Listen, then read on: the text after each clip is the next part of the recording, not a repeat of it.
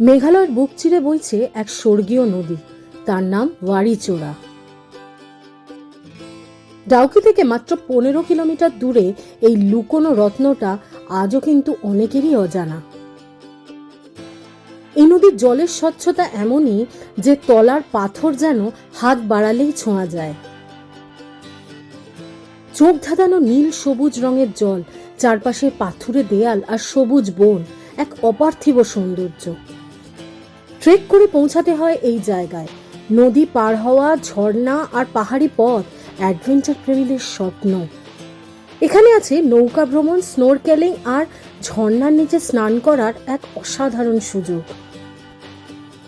স্থানীয় খাসি গ্রামবাসীরা অতিথিপরায়ণ, আর তাদের হাতের রান্না চেটে পুটে খাওয়ার মতো।